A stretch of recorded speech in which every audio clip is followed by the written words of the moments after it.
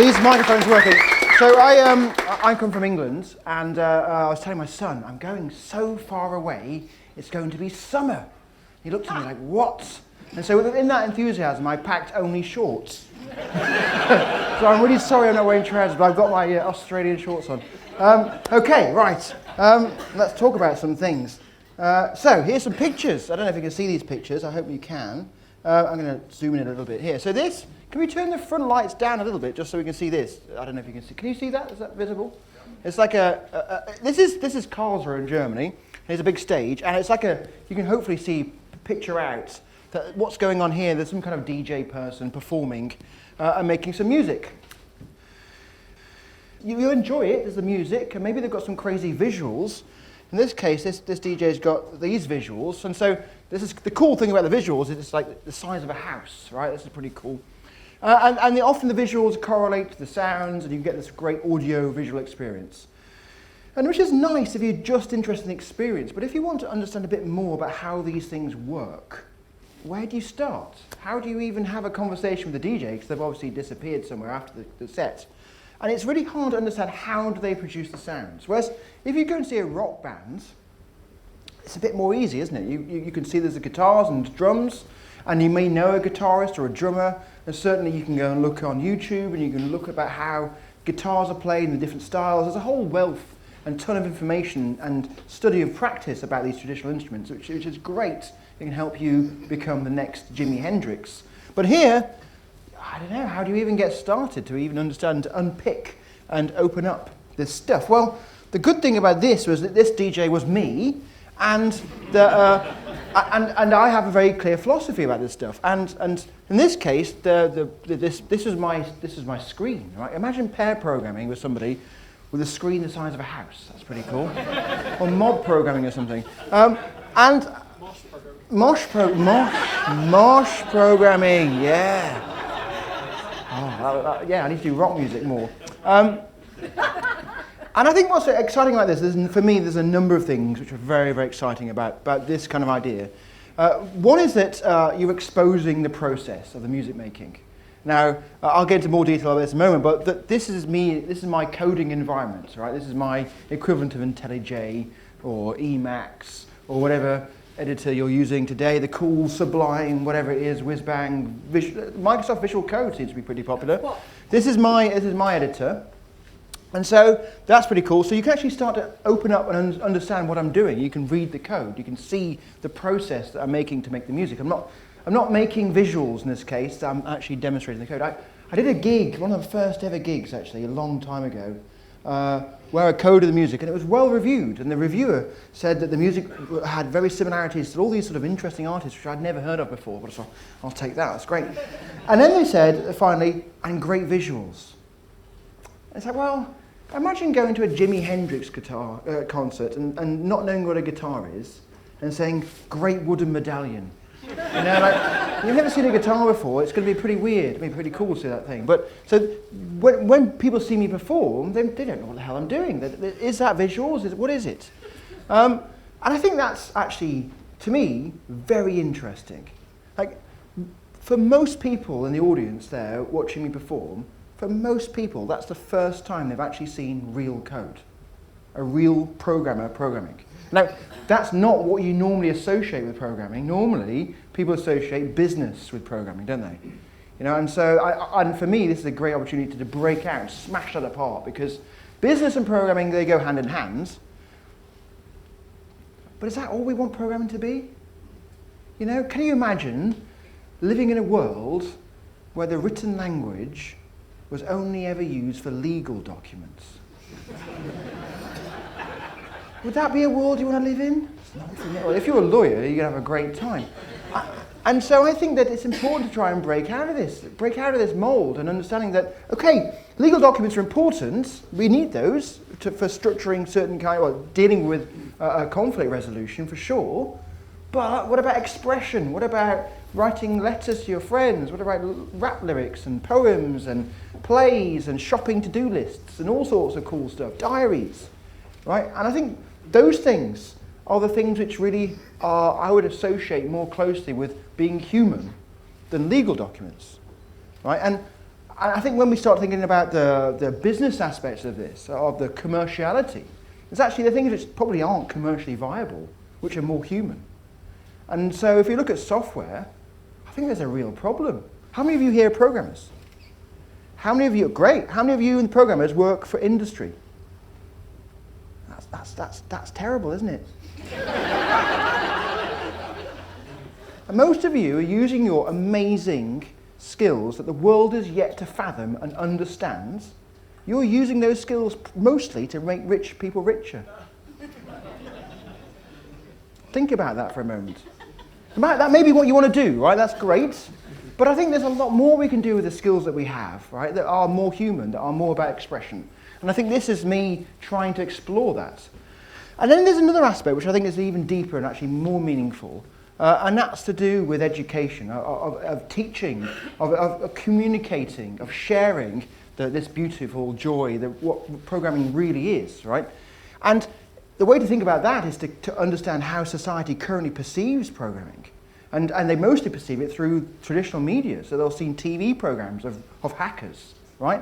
We've seen those before. I remember seeing one where this female hacker, she's hacking away like this, right? And everyone's watching her. And then suddenly she's being hacked back, right? And we know what happens then.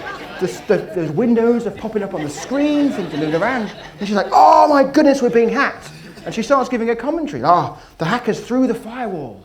They're going through the router. They're round the router. And so her boss guy's watching. He just shoves her aside. And he doesn't like knock her off and take over. No, he knocks her off and takes half the keyboard. And she has the other half, and together, double speed.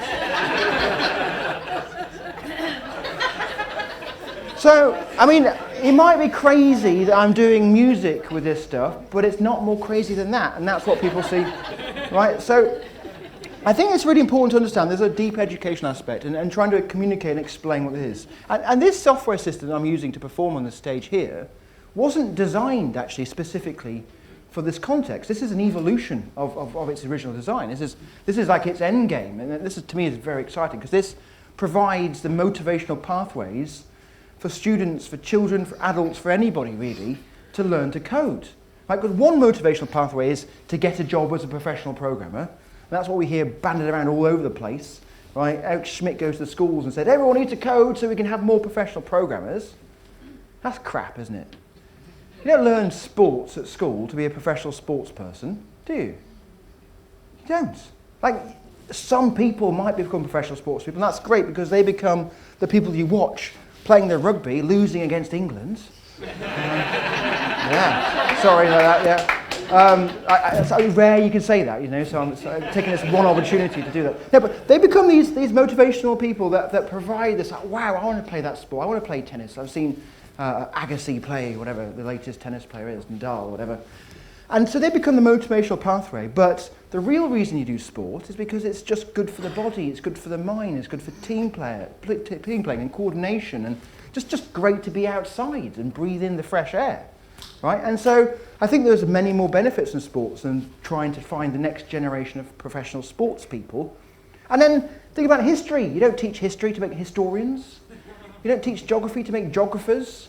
Right, so I think we should break out of this idea that you teach programming to make professional programmers. It's just daft.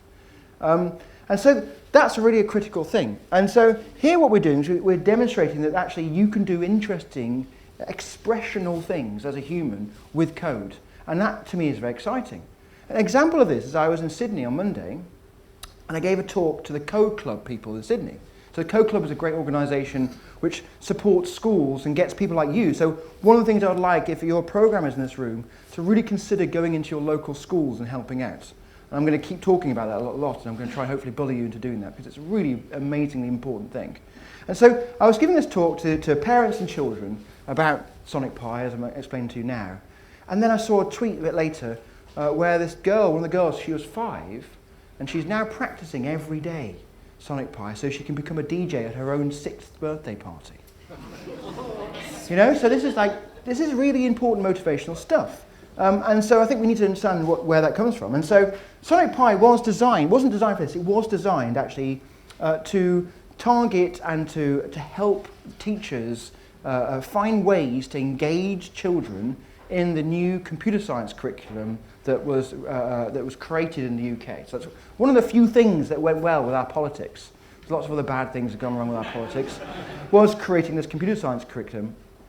And so they created it. There was an organisation called CAS, headed by an amazing chap called Simon Peton Jones and others. And they really helped to structure this curricula to try and teach computer science rather than sort of teaching people how to use Word documents and make logos, and which are important things, but there's a lot of really essential content in actual computer science. But there was no funding really from the government to support the teachers. So and a lot of the teachers in the schools, and I'm sure it's the same in Australia, there are IT teachers or computer science teachers because they understood how the printer worked.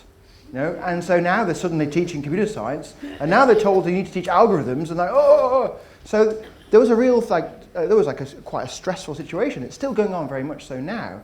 And they were thinking, how do we support these teachers? We need to create schemes of work, they're called. Like these are lesson plans to help them out.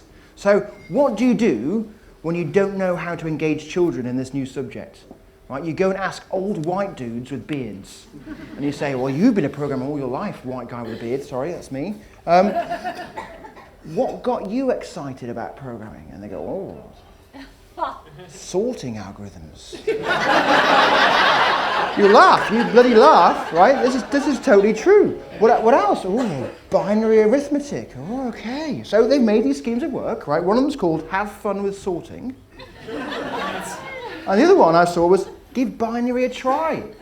Like it's some sort of drug, right? Once you've tried binary, that's it. You're going to be on it for the rest of your life.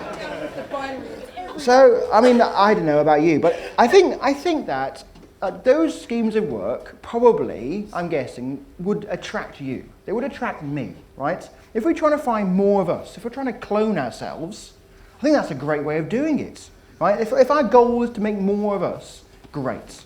But I don't think that's the goal. I think we should try and find more people who wouldn't find programming naturally and get them to have a little go.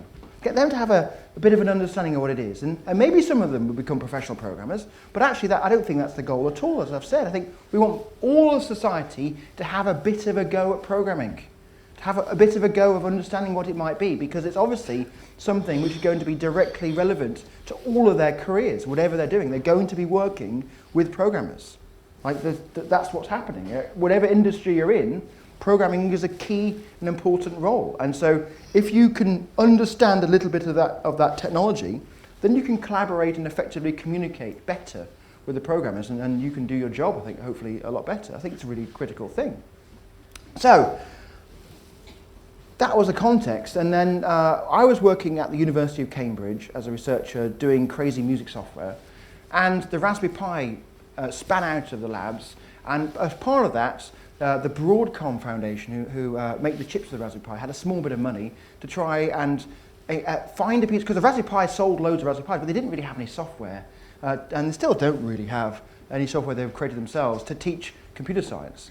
And this was a critical problem. So there's a small bit of money which went around, and people said, do you know anyone who could possibly write something which might engage children? I was like, well, my contract's about to expire. I'm going to go back and be a professional programmer again. So I'm happy to extend it by 3 months and see if I can have a go at taking my crazy music system I was working on and simplifying it enough to work with children. How simple would that be? It's going to be easy. You know? Yeah. No, it wasn't. So, and I don't know about you, when you all of you go into your schools, local schools, which you all will be doing very shortly, you will be so surprised by how hard the teachers work. Not so much to teach, but just to control the children. Timothy, will you stop talking? Jane, stop spinning on his chair.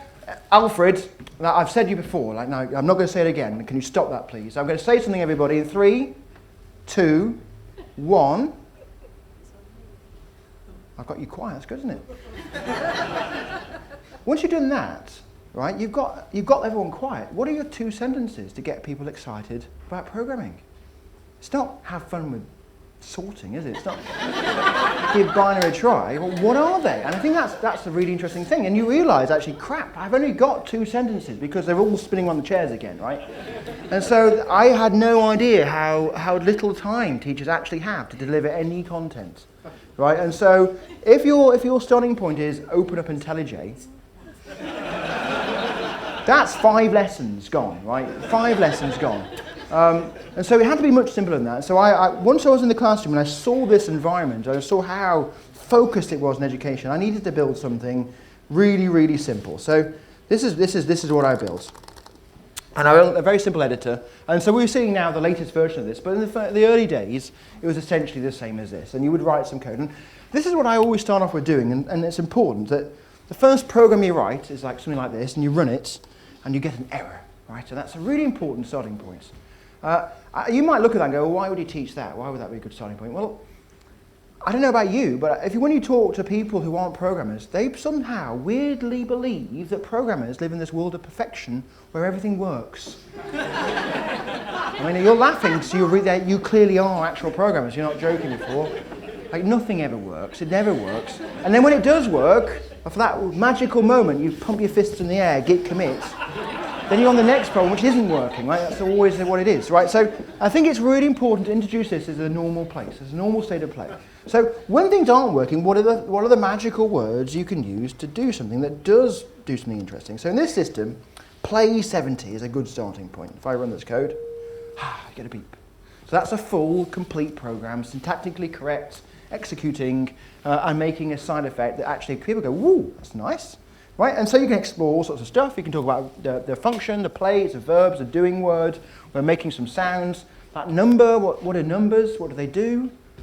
Don't know, okay. Numbers go up and down, they can go down, right? That's what they do. Still don't know. You're looking at me like I'm stupid. Numbers, they're countable, right? You can go up and get... So the cool thing about numbers is when you find something in the world which also has that property of going up and going down, you can use numbers to model them, right?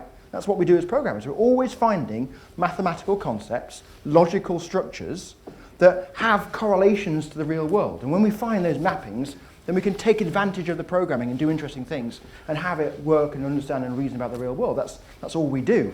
And so here, what can go up and can go down in music? Well, in this case, we've got pitch. All right, okay, so this program is best executed in a cinema. No joke. I was in Ada in the Netherlands, and a bunch of Java programmers in this big cinema in their comfy seats ran this program. It's super low bass. It's obviously designed for Star Wars explosions. That's wicked, right? So we've got some sound, and schools actually typically have got really crappy systems, so you can't hear this at all. But yeah, and then another game to play is like, can you hear this? I'm not going to play because it'll probably hurt your ears. Go up and go up. And then this is a game for Christmas, actually. So download Sonic Pi, it's free. Run this line of code, keep increasing the number until the old people can't hear it. Yeah. And they keep going until the children can't hear it and the dogs can, right? And you can make your own dog whistle by figuring out the pictures.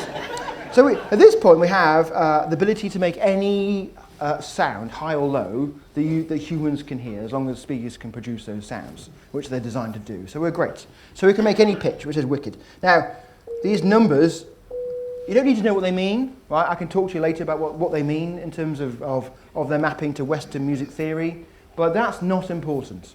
And I think this is a really critical thing. Every time I give one of these talks, which is quite often now, every time people go, ooh, you must have been a musician. How long have you been doing music for? And my response is, what industry do you program in? And they go, pharmaceutical industry. Ooh. You must have been in the pharmacy industry for a long time. It's like, no. Well, how do you program in that industry? Well, I just speak to the domain experts and I learn their skills. Well, it's the same for music, right? So you can learn music just by applying your normal process of working in whatever industry you work in and seeing this as just another domain to explore. And in this case, there's a lot of theory, music theory, which you could learn and you could apply, but you don't need to. And if you start in schools particularly by saying, hey, to make a sound, you need to understand what the piano is and what the notes mean and their relationship and what C sharp minor third to the pentatonic minor whatever, right? That's just really a massive barrier to entry. And so numbers, pretty low barrier. People, if you don't like that note, do you want a higher note or a lower note? Because numbers work that way, you can go up and down. So this is a great way of starting. So there we are, so that's good. So we've got 70, we've got 75, that's lovely. Let's write a 2-line program. Let's go nuts. Now, the way to learn Sonic Pi and this is really important, this is a really important lesson, is to try not to make good sounds, because you won't for a while, right? Just like any instrument. If you pick up a violin, it's going to sound terrible for a couple of years. It just is. So what you've got to do, instead of trying to think about, I'm going to make good sounds, your goal is to understand how the program works, right? Because once you've understood how the program works, if you can look at that code and hear the sounds in your head, then, and that will take a while, right? You just got to keep practicing it. When you can do that, then the magic really happens, because then you can imagine new sounds in your head and know what the code is to write. And once you can flip around there, then you can start to perform, and that's just a beautiful thing. So what we've got to do is you've got to look at that code and imagine what it's going to sound like. Do it for a moment. You're not doing it. Right. There we go. Right, so you might not have been what you expected. Maybe you expected 70, then 75. That's a lot of what children certainly expect. In this case, there are two things. There's a lie, which teachers always give you. They always tell you a lie, and then they tell you the real truth, right? So the lie is that because it's a sequential program, we're starting at line 1, and then we're going to line 2, but the program is running incredibly fast, because computers are bonkers quick, right? So you can't hear. It's a bit like when you watch the Olympics, and they've got a sprinting race, and the first and the second person in the race are so close together, you've got to use that special camera to see whose nose is slightly ahead of whose other nose. If you had the special camera on this, you'd be able to see that note 70 is slightly ahead of note 75. That's what you would tell the children at school, and that makes sense. And it matches onto what they need to teach in the curricula, which is important. And I'll say in a moment, you'll see this a few times, actually a lot of what Sonic Pi is about is actually lying and actually slipping in other things which are really important. So it is sequential, and it is one after the other, and it's just really quick, is what you would say to the students. But in reality, what's happening here is we have an asynchronous system which is sending messages across to another process. Those messages are extremely well timed, and they're scheduled with complete accuracy, and they're actually played within 1/44,100th of a second of each other. And that's important because we're doing music, and timing in music is really, really important. So what you're hearing there is me playing actually as close as a computer can produce, and computers actually these days are nowhere near as good as the old computers, like the Amigas, for making music. We have focused on making throughput a priority, not latency, which is tragic for music, right? And so actually, I think there's a whole generation of computers that are going to come out, and the Bella platform, for example, is one of those, where latency is really a focus, and we're re-engineering our systems, not to make lots and lots of computations quickly flow through the system, but to make things very precise. If you're doing robotics, for example, this is really, really important. So we've got a very precise system. So what do we need? We need one more command, and that's sleep. And now we can make melodies. Now, obviously, this is exciting. I can see you're all excited here. Australia. So what we have here, as you can all tell, is pretty much all of Western music. No joke. With these two commands, you can make any melody you've ever heard. And you can make any melody you ever will hear. Right? And children do. So my niece, when she was 6, I taught her this play and sleep thing, and she wrote a program 100 lines long. I was like, wow, that's amazing. She said, I'm not finished. She was going. And so this is great. So you can model you can do any Daft Punk rhythm, or Beethoven, or Bach, or something from Frozen, whatever, right? You can reproduce those things with these two commands. And to me, that's really important. And it shouldn't surprise you, because if you've looked at Logo, for example, with Siwa Papin, Cynthia Solomon, and friends and others I won't mention, then they had the Turtle system, which had 4 commands, essentially. It had a few more, like arc and stuff, which I didn't know about. But 4 commands, which is pen down, pen up, forwards, and rotate. And with those 4 commands, you can draw any picture. Literally any picture. So that shouldn't surprise you that with 2 commands, you can make any melody. Now, I think this is really important, because you're giving a massive expressivity to the child with a very simple vocabulary and a very simple grammar. And that's a really critical thing. But of course, I'm not doing that on stage, am I? I'm not doing this. Yeah? Well, well, maybe I am. I was okay, right. You can come to all of my gigs. Yeah? It'd be amazing. You can just, right there, you'll get everyone going. So I think, going back to what I was saying before, you need the motivation pathway. So this is like the how to get started, and making sure that the onboarding, the getting started as simple and easy as possible is a critical aspect. But I think that this part is also very important too. Making something which is actually really meaningful and interesting as an expressional art, and which is a thing which will actually, when people see, like, another thing is to think about is, I keep asking this all the conferences I go to, and maybe one time I'm going to get a result here. Does anyone here know Taylor Swift? Yeah, great, okay, great, thanks. We need to talk later, because if you do, then if she could make, or someone like Taylor Swift could make a track with code, something like Sonic Pi, it doesn't have to be Sonic Pi, but she could code a piece of music, we'd literally have millions of new programmers overnight. Right, now that would be amazing, right? And so we need these motivational figures to do credible, and Taylor Swift wouldn't do this, right? You need to do some credible things. So I'm going to spend the rest of the talk, really, I don't actually know how long I've got. I don't know how long I've been talking for. Got as long as I want, okay. Okay, I'm going to spend the rest of the time really talking about that, because hopefully the programmers amongst you will be able to recognise, and the rest of you who aren't will just have to trust me and trust all of us, we'll all agree on this, that with this baseline, these semantics, these building blocks, we can very easily teach pretty much all of the current UK curriculum, which is just the basics of computer science. Functions, sequencing, abstractions, conditionals, loops.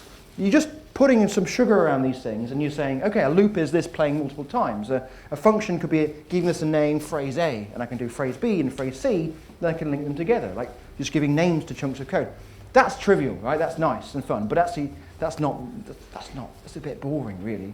And this is my personal opinion, I don't really think we should be teaching computer science straight up like that, like just raw, like we shouldn't be teaching English grammar as a first principle. Like, you can't write, because my son, for example, he's 7, when he comes back from school, he's written these lovely stories, and you're reading them, like they're really interesting, but all the words are spelt totally badly, you know? But imagine if the teacher said to him, sorry, you can't write that, you've got to spell all the words right. He wouldn't write any stories. No, he'd still be trying to spell the words correctly, and that would be depressing. And I think this is the case here. You've got to allow people to not have to do correct things and just to be able to play and to explore. And so I think that focusing on the core, on the grammar of English language is probably not the best starting point. And focusing on the core of the computer science concepts is probably not the best starting point either. What's more fun, right? Learning lists or learning baselines, right?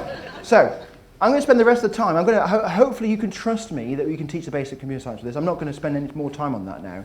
What I'm going to spend time on now is showing you how to get from here to here. I think that's much more interesting, because when some of you are here, and hopefully some of you will spend time and practice, and then show your friends who aren't programmers, that's when the interesting conversations happen. And the way to think about that is, how many of you go to parties? 3 of you? Oh, right, that's okay. You're basically like me. You've all got kids, haven't you? That's what it is, yeah. Yeah, well, the ones who do go to parties, let me know, and I'd love to come. And when you do go to parties, you shake someone's hand. Hi, what's your name? Sam. What do you do? I'm a programmer. Okay, I'm just going to go away here. I can't go further than this line, apparently, so I'll come back in. And that's a real problem, because there's so many beautiful things we want to talk about as programmers that we just can't, because the world doesn't yet understand how to have a conversation with us. And that's something we need to break out of and try and pick apart and find ways to share the beauty of programming with society at large. So let's get back to this. So how do we make this more fun? So the first thing to make it more fun is you need to get into dark mode. That's the way to do that, right? All like that, yeah. I've no idea why this seems to get like a round of applause every time I do it. It's just another schema for the visuals. Sounds better, right? Okay. So the next thing to understand is that when I do something like this, the real musicians in the room go, oh, well, that's not real music. And what do you mean? Like, well, in real music, you can do blarissimo. And like, what the hell does that mean? Like, well, you don't know what that means? No, I don't, actually. Can you just explain it? Oh, we mean you can change the length of the note. Oh, well, you can do that. It's pretty easy. You've got this release option here. And I can say a release is 0.1, and it's super short, or it's 1, which is the default. Or I can do like 3 for longer note. So you can choose the length of your note. In fact, you can fade it in. You can do like release 0 and attack 1. Cutting off. And the documentation, so everything I'm showing you today is documented fully in the system. And so there's basically a book that I've written, which is part of it when you download the software. And you can see here's a graph of a normal envelope. So it goes from from quiet to loud very instantaneously and then fades out over some period. That's the release duration. Whee! So, yeah, I'll have one as well, please. So that's 1 second, but here I've got release 0. So what on earth does that mean? Well, actually, you can start to do things like fade it in over some period of time and then fade it out. So here, I'm fading it in over 1 second, and then actually it's going straight down because it's immediately quiet. But I can fade it out. You can even go nuts with this stuff. So these are what are called envelopes. And these are ADSR envelopes. They stand for attack, decay, sustain, release. So you can shape the amplitude of the sound through time by controlling a few of these options. But really, the release is probably the only one you need to care about initially. That's mostly the one I ever use, which is just how long it takes to fade out. So let's choose something at 8. And then I can choose a low note like 30. Can't hear that very well.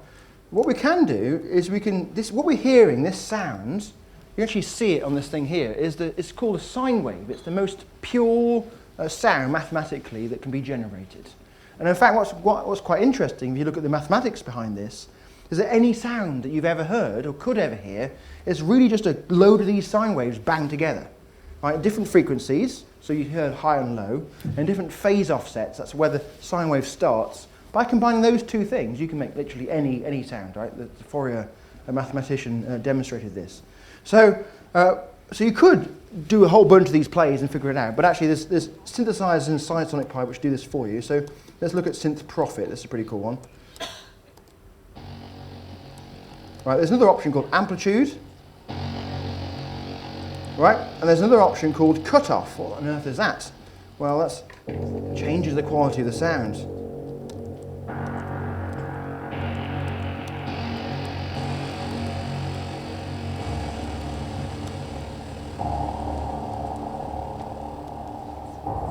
Right, so I'm just changing a couple of numbers there and having a lot of fun. So already at this point, right, and there's loads of these different synthesizers, and they are really, I don't know if you've seen these things, let's look at it, synthesizer.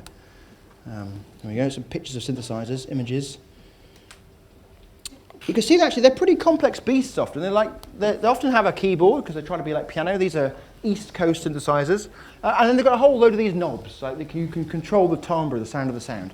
Now, these sounds inside Sonic Pi, this Prophet synthesizer actually is emulated off a synthesizer called the Prophet. It also has a ton of these knobs. And if I put the documentation up, you can see here, we've got 3, 6, 9, 12, 13 knobs you can twist and mess around with. So there's a whole lot of depth to explore if you're interested in playing and seeing what they do. And there's no right or wrong. You just try the different numbers out. In fact, there can be right or wrong. So there are some combinations of knobs which sound hideous, right? That's the way it is. And so what I've done is I've actually found most of those out. So cut off 8000 will make a hideous sound. And so it won't let you do it. Right? So it just says, look, you can't do it. So you really can just try it out, and if it doesn't, if the system knows it's going to sound horrible, it will stop you. You can turn that safety system off if you want to explore those crazy sounds, but just be careful and have the amplitude low, because I'm sure some combinations of these numbers will sound just exquisite.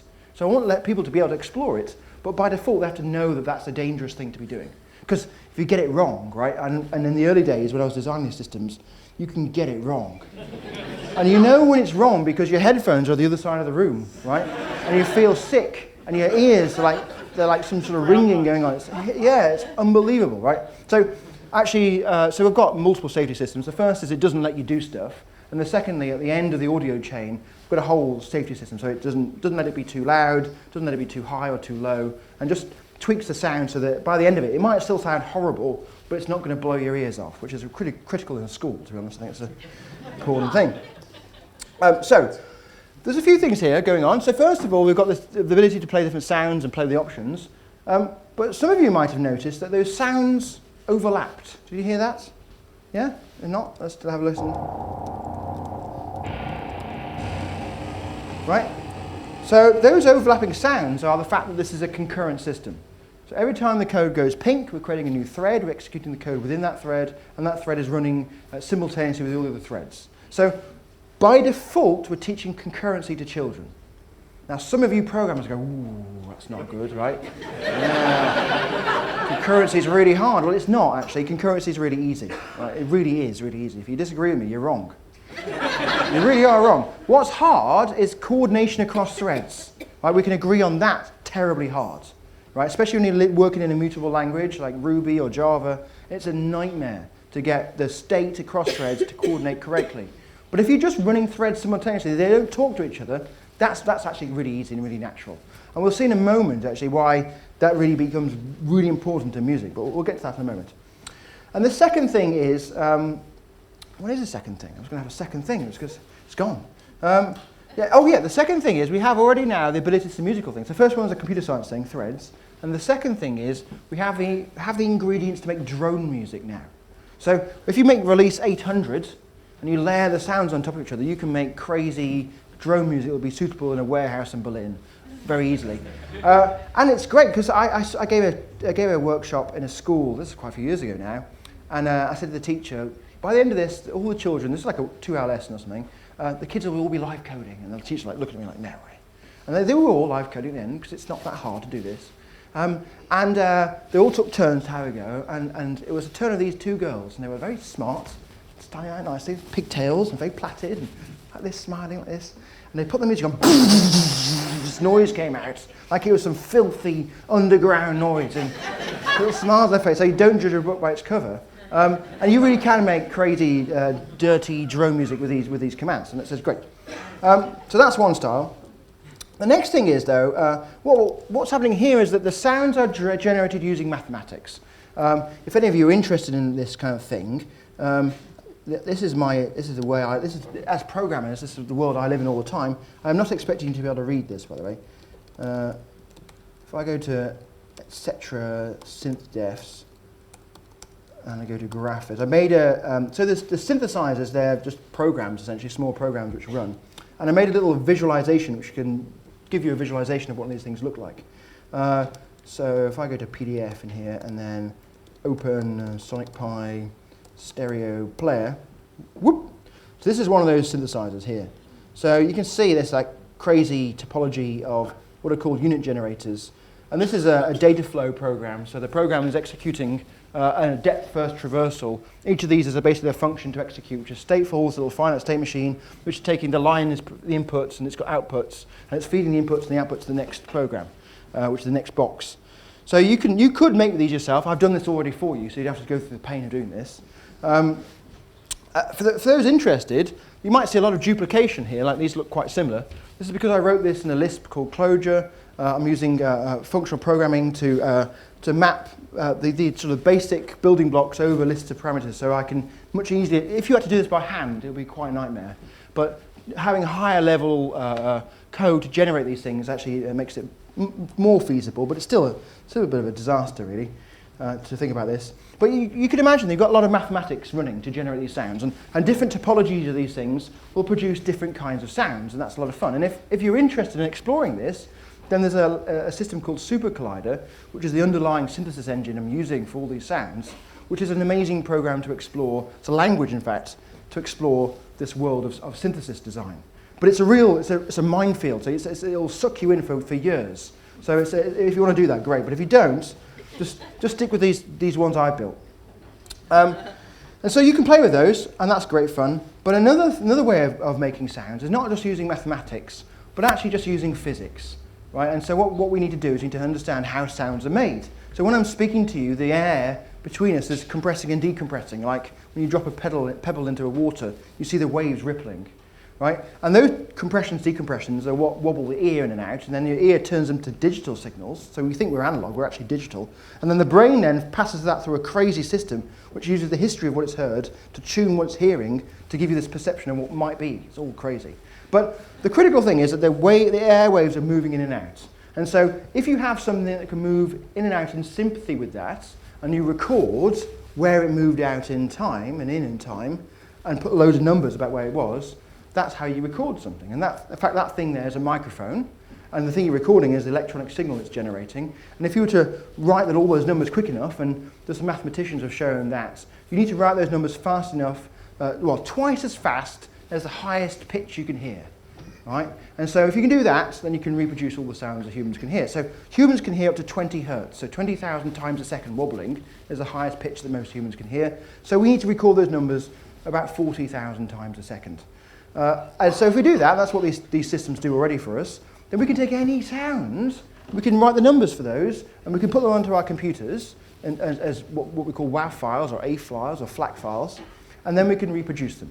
So there's actually a bunch of these on here already. These are called samples. And so what we're doing now is exploring the technology, the advanced technology of the 80s. So the hip-hop producers were using these systems. So this is a really famous sample. It's called the Armand Break. I don't know what's going on my keyboard here.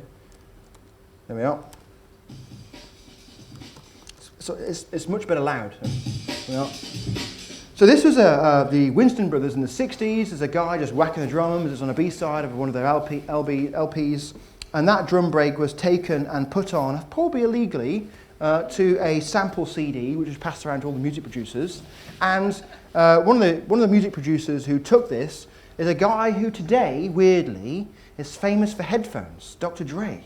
I don't understand this, right? He was like when I was a kid, he was like the guy who was really sort of breaking all the rules and swearing and shouting about the police and talking about important things. And so he took this sample and he played it at half speed and rapped on top. Right? So you can see it's got a groove to it, it's nice. And then a bit later in the UK, in London, we went, yeah, we had all that going on. It's the same sample but played fast. What does this do you think? Rate -1. Yeah, backwards. Whoa. So you can now do horror things. You can play it backwards at quarter speed. Yeah, that's fun. So what I wanted to do, right, so this drum break, what people did with it in the 90s, the whole jungle genre, for example, they took break beats like this and they used magic computer scissors to chop out all the individual drums. So it's a bit like if you took a newspaper and you chopped out all the words of an article, you can rearrange those words and make a different article. So you could imagine that Australia won the rugby, right, by just swapping the words around like that. It'd be great. And then glue them back in. Everyone thinks it's great. So what they did is they used these magic scissors. It was a very painful process of cutting all the words out and gluing them back together again. So I wanted to think about how do I do something like that kids can do.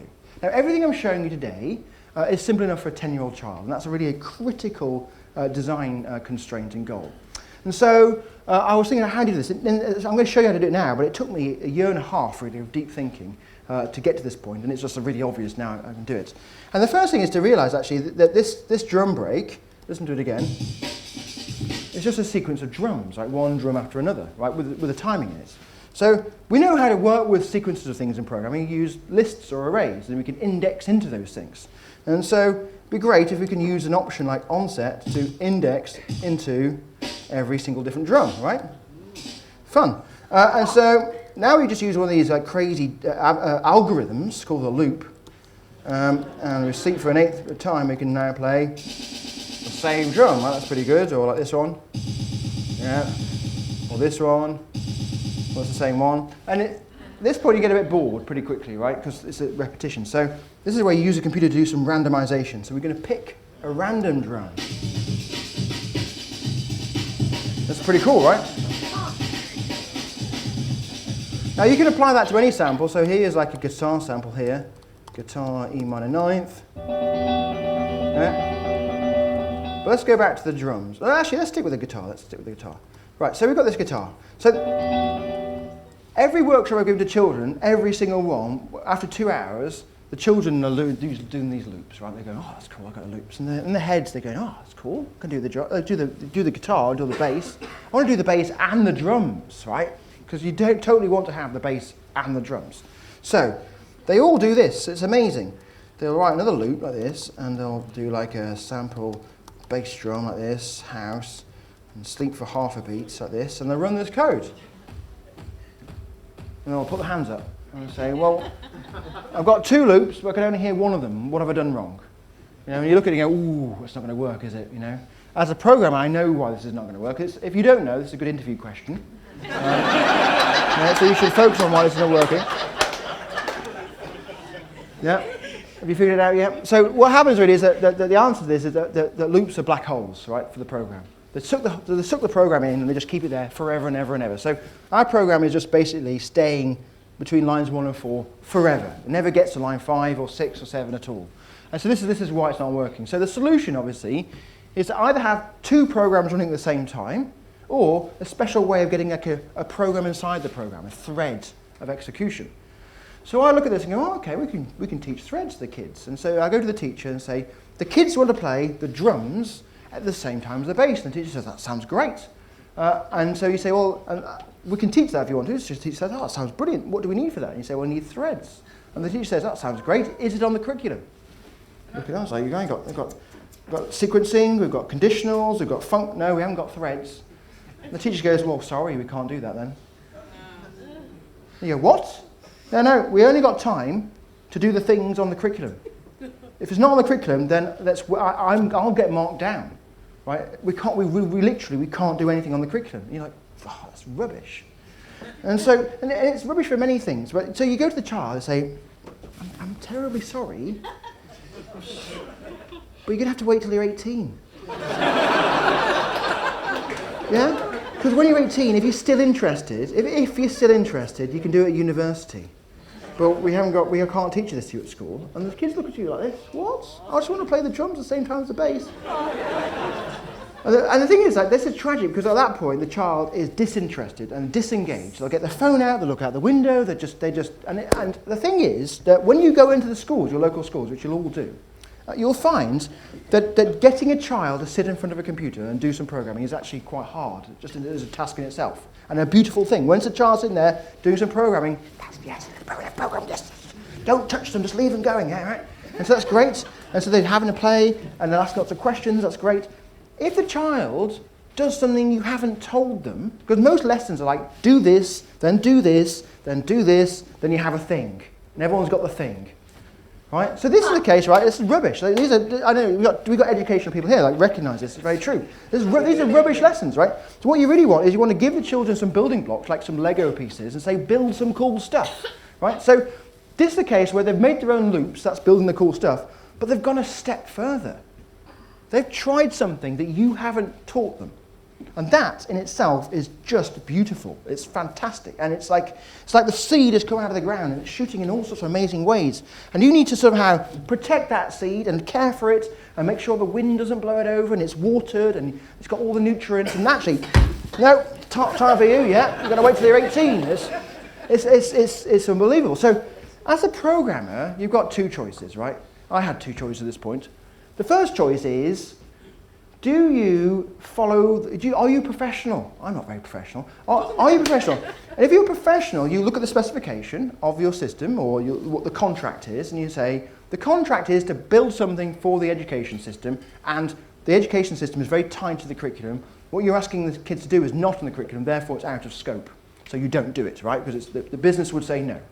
Right? That would be the sensible approach. The non-sensible approach is like, whoa, can I cheat here? Can I actually cheat? And look at that loop. You look at that loop and think, somebody invented the loop, didn't they? Yeah? Is that the final point? Do we stop there? Or can we imagine a new kind of loop that perhaps supports the behaviour that we're looking for? So I made a new kind of loop. It's called the live loop. And the live loop needs to have two things. It has a better name for starters. And then each live loop has a name because these are band members, right? So this is Kate. And this is Peter, right? So we give them names. And once you give them names, now we can go, yes, we've got the behaviour we want. So when you're teaching Sonic Pi, you don't teach loops, because they're rubbish. You teach live loops. And the teachers tick off the algorithm loop. They think they're happy, it's all good, you're tutting, but it's great. Because it is a loop, right? This is not cheating, that system. But the kids get the behaviour they care about. And I think that's much more important. And then there's another few more things, right? So, I've lost the pictures. Where are the pictures? This one here. No, not the synthesizers. This. Go back to this environment, right? So we're performing. Now, so far, I have executed this system pretty much similar, I imagine, to the majority of the programs and the environments and the processes you use as professional programmers, if you're professional programmers. And what do we mean by that? Well, obviously not making music necessarily, but as professional programmers, you come with ideas, you think about ideas, you write some sketches down, you get the whiteboard out, you do some diagrams, right? Then you go to the code and you type some code out, and then you run your tests, you run your compiler, whatever you're doing to observe the output, doesn't work, tear it all down, start again. Some more thinking, some more sketches, modify the code a bit, run it, it doesn't work, tear it down, repeat, repeat, repeat until it works, git commit. Right? So that's a totally normal way of working. Can you imagine that in a nightclub? Right, it's going great. Hold on a second, everyone. Just need to change the music. Right, I think the drums aren't loud enough, so make the drums a bit louder. Right, that's good. Yeah, we're good. All right, hold on a second. I'll change something else. I'm going to make this guitar a bit shorter, so I'm going to use a sustain 0 and release 0.1. Yeah. Is that going to work? You can have a good time there, stopping and starting all the time? No. So it'd be much better if, whilst it's running, you could just go, I think I'll make that a bit longer again. Use a low pass filter on this. Comment this out. Bring this up like this, right? And then maybe bring this back in with the drums. Yeah? So this live loop also supports, so it doesn't do concurrency. Oh, yes, great. Yeah, yeah. Woo! Yeah. It supports this idea of live coding, right? And that's obviously important for music, but it's also important for industry as well, right? It really is. So how many of you work on, or you will all work on systems that are so big that you can't bring them down? Yeah, you can't. Can you imagine Amazon saying, sorry, we're shutting for the evening, we're updating our systems? Yeah, they don't do that anymore. They probably used to many years ago. But now they hot swap and they auto reload their code as it's executing. In fact, they've got multiple versions running concurrently all the time, swapping between them all, making a system that's reliable and sustainable and keeps going. Resilience. So this is part of the idea of being able to modify programs as they're running, which is a really essential thing going forward in industry in general. So we are teaching something that's critically important in industry, but it's also actually much more fun to actually work in this kind of environment. And once you've learned the live loop in Sonic Pi, that's it. You're just going to sit there for a long time just tweaking it. It's just a lot of fun. So there you go. So now we have the ability to make lots of different sounds. We have the ability to play any pre-recorded sound. So Sonic Pi has a bunch of sounds built in, but you can go to the internet and you can download any sounds and you can play them back in Sonic Pi, which is a lot of fun. And then you can apply all this stuff. You can do the onset thing, you can slice it up automatically, you can loop things around, you can tweak and you can play. Does that make sense? No one's asked any questions, so you really are welcome to ask questions as much as you want along the way. It's really helped me to direct it. Got a question there? Yes, hello. Can you control each speaker separately? Can I control each speaker separately? It depends if we've set it up as a stereo. We can actually test that now. So yes, so if I do play 70, that's a stereo sound, but I can do pan -1, pan 1.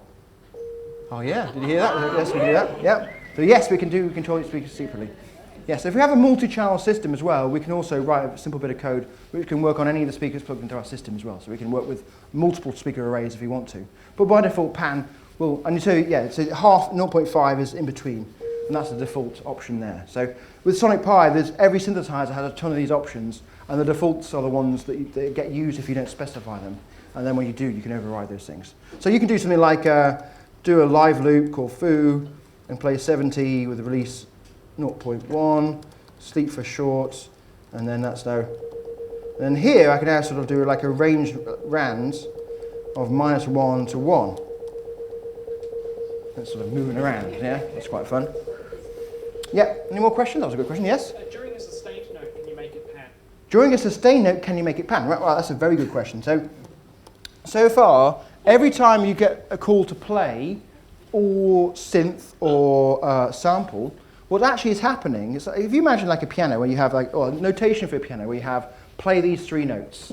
You can imagine then as a person you're going to a single piano, you're playing all 3 notes. That's not how Sonic Pi works. Actually, it'll get 3 pianos and plays a note on each one, right? And that gives you, it's a lot of fun. So it's essentially creating these, like 3 of those happen simultaneously. They're pretty cheap to execute actually. And they happen simultaneously. So every time you see play, you're actually basically going to the synthesizer shop, buying the synthesizer, playing 1 note on it, and then just destroying it every time. So you're not having this ability to modify the sounds by default. You're just always just creating new synthesizers. But you can, if I say use synth profit, yeah, I can do play. Oh, if you know some music theory, if you know what E flat octave 2 is, right? If that's meaningful to you, then you can do that. by writing symbols like this. So it's not prohibited, it's just not it's not the starting point. So let's play E flat number 1 and have a release of 8. So we've got, make it amplitude 5, 4, and then cut off, I don't know, 70. There we go, right, so how do we modify this as it's executing? Is that your question? Yeah. Yes, right. And pitch blend too. And pitch blends too. What does that mean? Smooth it, slide the pitches over everywhere? Yeah. Well, okay, we can do that. That's the second point. Okay.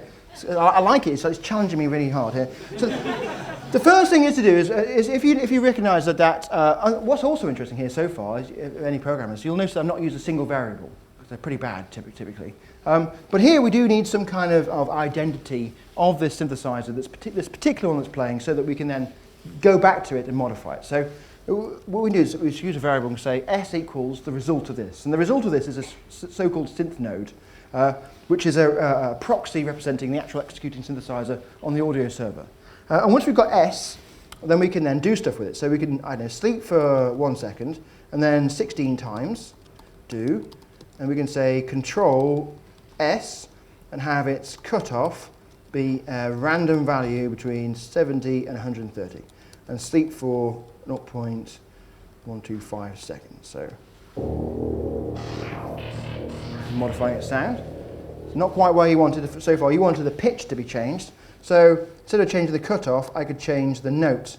So the note is, I don't know, we need some list of notes to work with. So let's use a scale E flat 1 minor pentatonic. Now, if this doesn't mean anything to you, that's totally fine. If you've ever worked with graphical designers building websites, you might often see that they've actually used what's called like a color palette.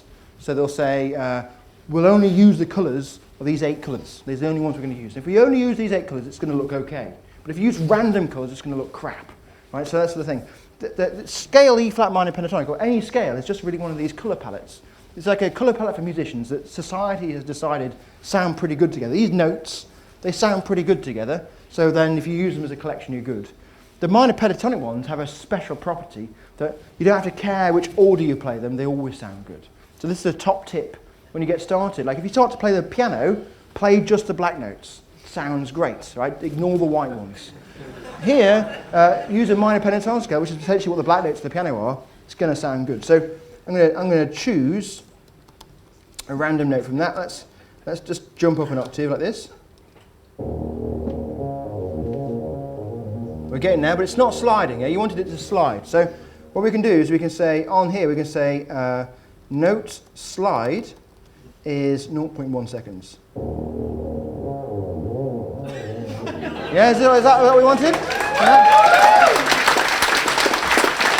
And you can slide any of the options, and you can modify them all like that, and you can change the slide durations. You can do like slide time is like 8, and rather than doing it multiple times, I can just do it once. And I can do it here. I can just say slide up to E flat. I don't know. I'm quite into type. To the next octave. 4. I'm going to 2 octaves. I'm going to 3 octaves up like this. Yeah. So that's going to work.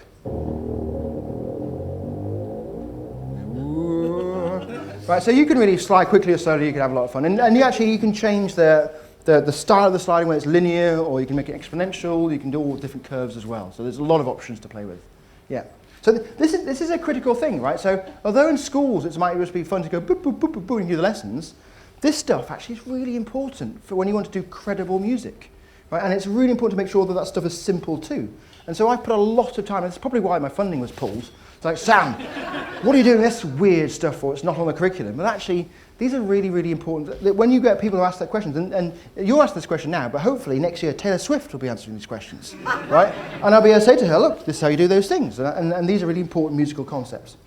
And just to stress the importance of the music part, I've shown you this pictures of me performing, right? But like here's me with Dorrit Chrysler. She's one of the world's best performers of the theremin, so she's like a world theremin player. And this chap here, he's the CEO of Ableton, like the most used DJ software. So then there's me randomly, right? And I performed all around the world this thing, which is crazy. You might recognise that place. And one of the most exciting things I did was this is my Sonic Pi quartet. So we've got Jenna Gaylor. She was a Sonic Pi teacher. She's a professional musician. So this is my quartet, and Jenna, she's a professional musician. Doesn't earn any money at all. But so to earn some money, she works and does all really interesting teaching and educational work. And in this case, she was teaching a whole bunch of kids how to do Sonic Pi. And these are the two of the children that work with her, and she chose those to work and to do a performance together. And it was a very ambitious project by the organisation which was doing this lessons. They manage like, I don't know, 10 schools or so in the London area, in Hammersmith and Chelsea. And they created a whole ton of orchestras and bands and choirs and brought them all together to have a big show, essentially. And they hired a composer, Charlotte Harding, to make a brand new piece, and which was simply enough, interesting, but simple enough for these children to perform. And then they performed here. Where are we? The Royal Albert Hall, which is amazing. And so what we've got here is instruments that people see as normal instruments that belong in this environment, and codes, right? And I think this is beautiful. It's a really a lovely thing to see. So we're actually starting to see that code really is a normal instrument. It's no different than the violin. And then, because Jenna was so great to work with, we took one of her tracks and we deconstructed it and reconstructed with the code so we can actually perform it together in a proper music venue. And there's a video of this performance on the Sonic Pi website if you're interested in seeing that performance. Right, okay, I'm going to quickly show you this last thing, because I've shown you all this stuff about getting started with code and all the things I've shown you so far. You can run on your Mac, you can run on Windows, you have a Raspberry Pi, it runs on that as well. So there's no need for any fancy kits. But if you've got fancy kit, it'd be great to use it. So I have this MIDI device here. So actually, if I turn the knobs, you might be able to see here, these things here are moving. So I just get rid of that bit, like woo, that's moving around. This is my event system. It's like a Kafka-like memory model of events. It's all totally ordered. You can do pattern matching. It's got timestamps. It's hard timed. It stores the history. You can go back in the history. You can put the events in the forwards, whatever. But the cool thing is you can actually work with that. But also, so the MIDI device can send events. And actually quickly, if I do a sync, I can see that there's a control change message here. I can do a live loop like this. I can wait for the next control message, and then I can do play 70 release. I don't know, 0.1. Now I have ability to go, when I move the knob, it's making sounds. The knob on the MIDI normally has like a note and a value, and I can then actually say, instead of playing 70, I'm going to play the note, and now I can. Well, no, it's not the note. This is the value, control, and this is the value. So I'm going to play V.